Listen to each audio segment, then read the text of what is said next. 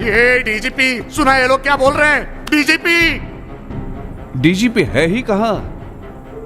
वो तो मस्त सो रहा है। भैंस के आगे बीन बजाने का कोई मतलब नहीं है। सोने वाले पर्सन को एक बार उठा सकते हैं, लेकिन सोने का नाटक करने वाले को कभी नहीं उठा सकते। फिटबिट का रिपोर्ट बताता है जापान के बाद अब हम इंडियंस दुनिया के नंबर 2 कंट्री हैं जहां के लोग अपने नींद को ही पूरा कंप्लीट नहीं करते। पूरी दुनिया के लोग जहां हर दिन 6000 कदम चल रहे हैं, वहीं एक एवरेज इंडियन मुश्किल से 5000 कदम चलता है। इससे ज्यादा तो हमारे पड़ोसी के लोग चल रहे हैं, भले ही उनके कदम गलत रास्ते पर हो। अमृतकाल के भारत में 45% लोग ऐसे हैं जिनको रात का वक्त सोने के लिए कम पड़ रहा है, लेकिन मोबाइल यूज करने के लिए उनके पास वक्त ही वक्त है। नींद की कमी सिर्फ एनर्जी और मूड को ही नहीं बल्कि पूरे शरीर को डैमेज कर देती है। कोविड-19 के बाद लोग और भी ज्यादा आलसी बन चुके हैं, ये भी आज मैं आपको बताता हूँ।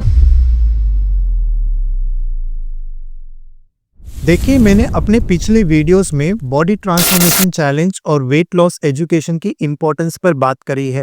हम में से बहुत से लोग वेट लॉस जर्नी स्टार्ट तो कर लेते हैं, लेकिन सिर्फ 10 में से 2 ऐसे पर्सन होते हैं जो अपने वेट लॉस के गोल को पूरा कर पाते हैं, और इन 2 में से भी सिर्फ एक ही ऐसा पर्सन होता है जो लॉन्ग टर्म तक अपने घटाए हुए वजन को मेंटेन कर पाता है।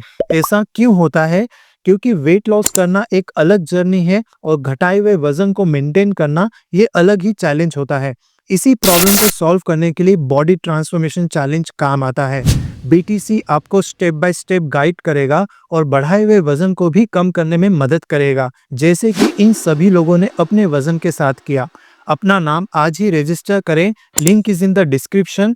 चलिए अब टॉपिक पर वापस आते हैं। सबसे पहले समझते हैं नींद लेना क्यों जरूरी है। नींद की कमी हमारी लाइफ को कितना डिस्टर्ब कर सकती है, इसका अंदाजा शायद हमने कभी लगाया ही नहीं है। अगर हम अपनी नींद पूरी कंप्लीट नहीं करते हैं तो हमारा माइंड और बॉडी दोनों पर इसका बहुत बुरा असर पड़ता है। नींद एक ऐसी प्रोसेस है जो सिर्फ हमें रेस्ट ही नहीं बल्कि हमारे बॉडी को रिपेयर करने का काम करती है, मसल्स टिश्यूज को रिन्यू करने के लिए और ब्रेन को रिफ्रेश करने का काम करती है। कोविड-19 के बाद लोगों का लाइफस्टाइल और भी ज्यादा सेडेंटरी हो चुका है। वर्क फ्रॉम होम के कल्चर ने लोगों को लेजी बनाया है और मोबाइल के स्क्रीन ने स्लीप की क्वालिटी को बहुत ज्यादा गिरा दिया है। स्लीप फाउंडेशन का रिपोर्ट बताता है पेंडेमिक के बाद लोग और भी ज्यादा रात को लेट सोने लग गए हैं। इनफैक्ट 45% लोग ऐसे हैं जो मोबाइल देखने के लिए टाइम तो निकालते हैं पर सोने के लिए टाइम नहीं निकालते। ये एक बहुत ही सीरियस सिचुएशन है जो सभी के हेल्थ को साइलेंटली डैमेज कर रही है। चलिए आज हम ऐसा सोचते हैं कि अगर एक इंसान सो ही नहीं तो उसके साथ में क्या होगा। पहले 24 घंटे में बॉडी थकावट महसूस करने लग जाएगी, ब्रेन स्लो होने लगेगा और रिएक्शन टाइम उस पर्सन का धीमा पड़ जाएगा। अगर 2 दिन तक ये ऐसा चला तो उस इंसान का मूड जो है वो बहुत ज़्यादा स्विंग करने लगेगा। मेमोरी रिलेटेड प्रॉब्लम उस पर्सन को फेस करने पड़ेगी, फोकस में बहुत ज़्यादा डिफिकल्टी हो जाएगी।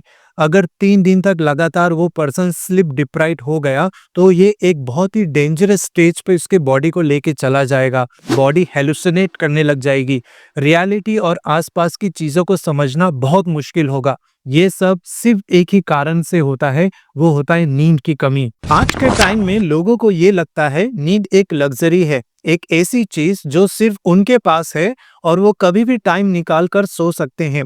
लेकिन सच ये है, इंडिया का स्लीप क्राइसिस आज हर किसी को अफेक्ट कर रहा है, चाहे वो स्कूल जाने वाला बच्चा हो या ऑफिस जाने वाले वर्किंग प्रोफेशनल्स। नींद अब सिर्फ एक जरूरत नहीं है बल्कि एक लाइफ स्ट्रगल बन गई है। इंडिया का डेली स्क्रीन टाइम 7.5 घंटे से भी ज्यादा है, जो एक अमेरिकन पर्सन या चाइनीज पर्सन से कई गुना ज्यादा है।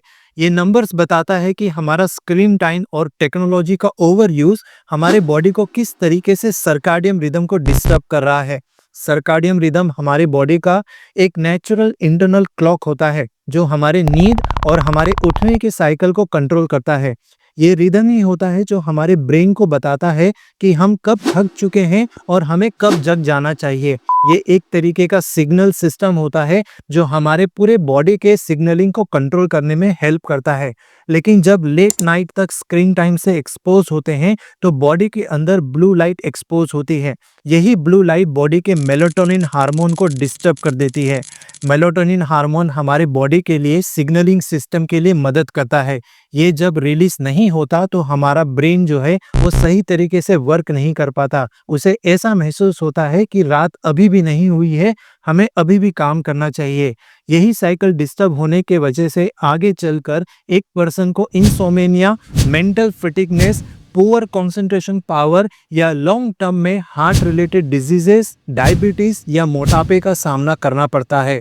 अब बात करते हैं स्लीप क्राइसिस से कैसे बाहर आया जा सकता है। नंबर 1 टेक्निक, 1/3 फॉर्मूला याद रखना। नींद का 1/3 पार्ट हमारे लाइफ में बहुत जरूरी होता है। मतलब अगर हमें 100 साल तक जिंदा रहना है तो हमें 1/3 पार्ट इसका पूरा करना पड़ेगा, यानी 30 साल तक अच्छी नींद हमें गुजारनी होगी। नंबर 2 टेक्निक, अपने डिनर के टाइम को चेंज करें।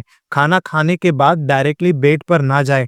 खाना खाने के बाद कुछ टाइम अपने बॉडी को फूड डाइजेस्ट करने के लिए जरूर से दीजिए। अगर 7 से 8 बजे तक डिनर करेंगे तो डाइजेस्टिव सिस्टम को प्रॉपर रेस्ट मिलता है और हमारी नींद भी अनडिस्टर्ब होगी।